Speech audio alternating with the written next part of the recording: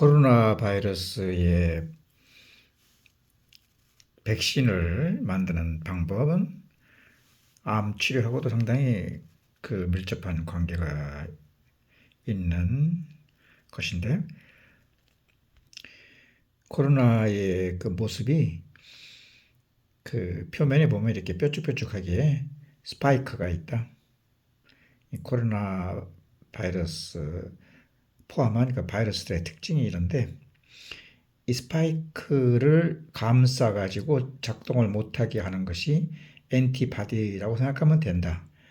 즉, 코로나 바이러스의 스파이크를 암을 일으키는 에피토프로 보면 되겠고, 이것을 막아주는 것이 엔티바디의 파라토프라고 생각하면 틀림이 없다. 근데 이제 코로나 바이러스도 속에 보면은 DNA든지 RNA든지 유전자가 있다. 그래서 이 스파이크를 만드는 유전자는 그 중에서 이렇게 일부가 될 수가 있다.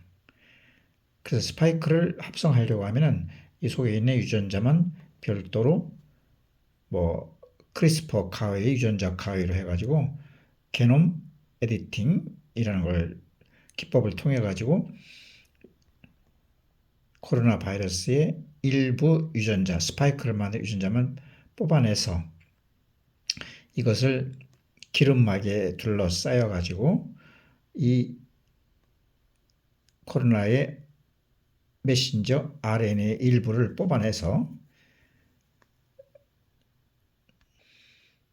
이 기름막이라는 것은 세포 내로다가 이 유전자를 이동시키기 위한 것이기 때문에 세포 내로다가 유전자라든가 단백질을 캐리어하는 바이러스나 단백질처럼 지질막도 그런 일을 하기 때문에 이것을 주사기에 넣어가지고 몸에다 집어넣을 것 같으면 자동적으로 세포에 가가지고 세포 속으로 툭 할 수가 있다.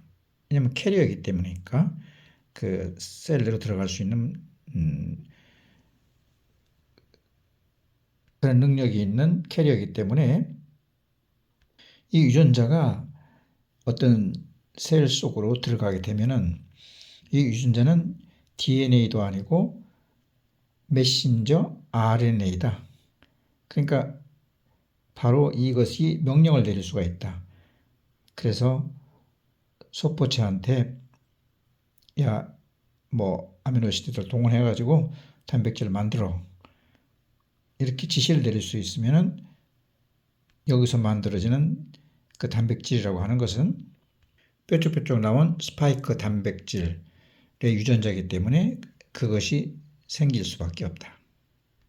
그런데 이 세포 입장에서 보면은 이것은 자기 몸에서 생긴 것이 아니고 외부에서 들어와서 만든 것이기 때문에 이것을 프로테아솜에서 분쇄해 가지고 소화를 해 가지고 골개체를 통해 가지고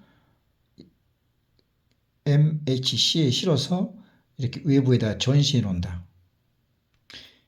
그럴 때 지나가던 T세포가 이것이 이물질이라는 것을 알고 이 세포를 공격할 수도 있지만은 그 T세포가 활성된 것도 없다고 하면은 시간이 가면은 이 세포는 죽을 것이다.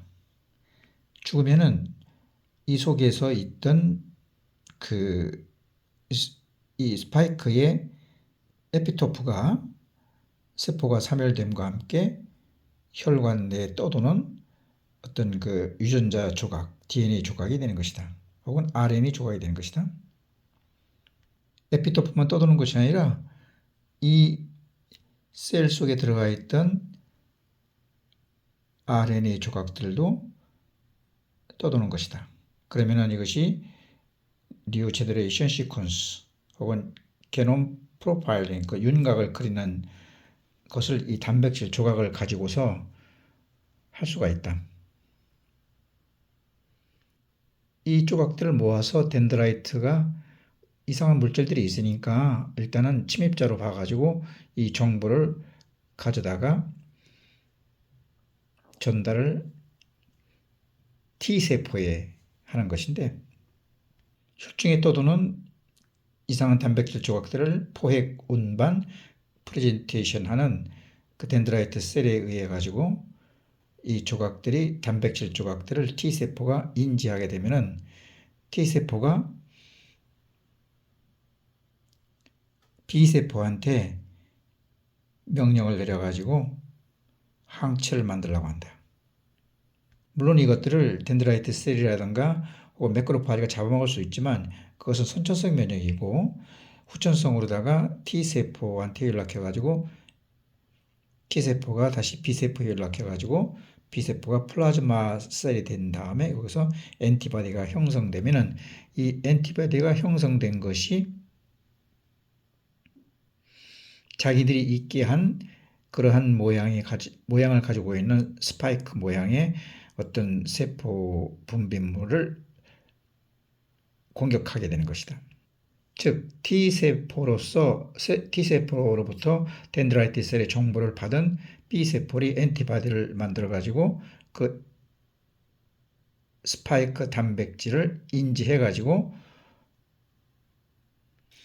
그러한 물질을 가지고 있는 세포를 공격하게 되는 것이다. 그러니까 이것이 이제 그 코로나 바이러스의 항체가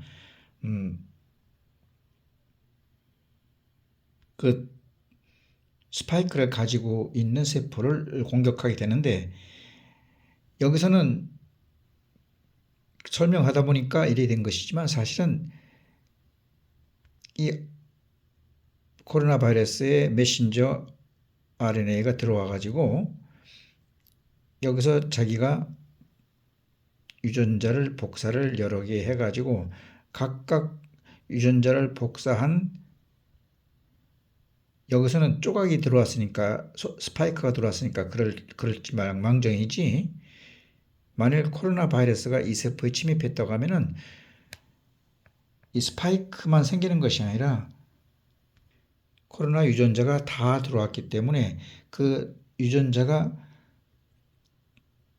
HIV 바이러스처럼 RNA에서 DNA로 왔다가 DNA에서 다시 RNA로 와가지고 RNA가 번성하는 것처럼 이거는 RNA 바이러스이기 때문에 얘들이 번식을 해가지고 숫자가 많아지면은 얘들이 이 세포 안에 있는 여러 가지 물질을 이용해가지고 번성하다가 그래서 이 세포를 무력화시키고 이 세포에서 코로나 또 코로나 여러 개가 생겨가지고 이 세포를 떠나서 주변을 이렇게 점령하게 되는 것이다.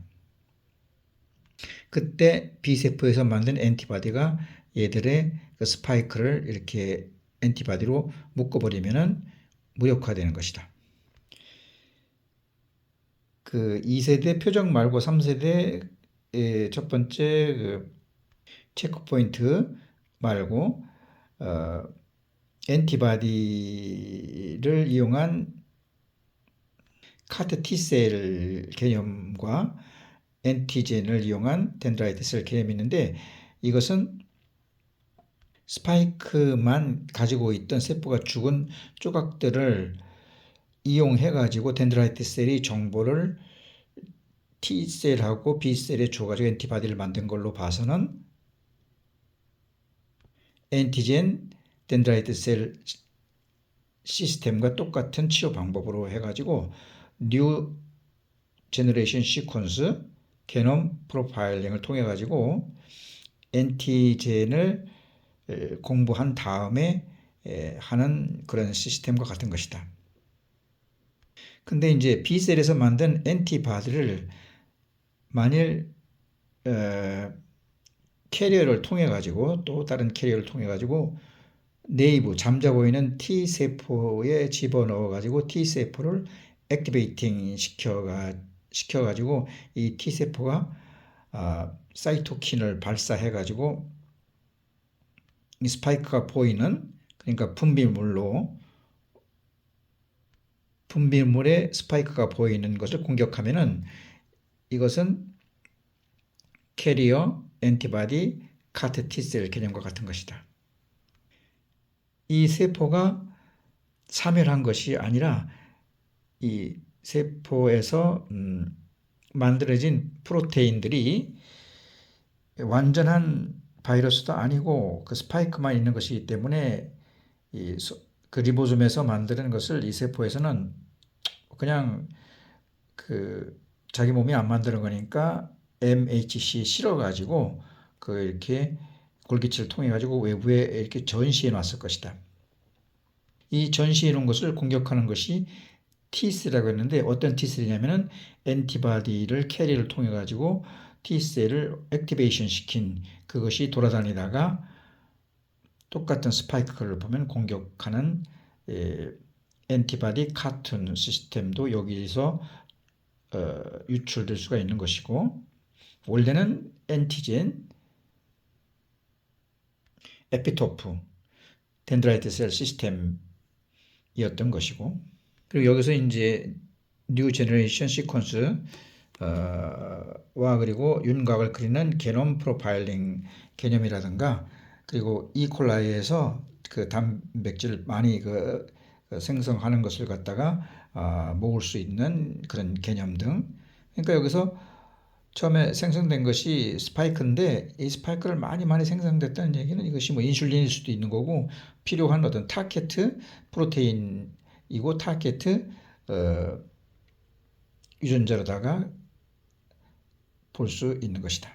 그래서 이 그림 하나로다가 코로나 바이러스라든가 그리고 단백질을 만드는 방법이라든가 타겟 프로테인, 타겟 유전자를 처리하는 방법, 그리고 세포 안으로다가 캐리어의 개념, 그리고 엔티바디 카트 T셀 개념, 그 엔티젠 덴드라이트 셀 개념 등이 다 나온다고 보면 되겠다.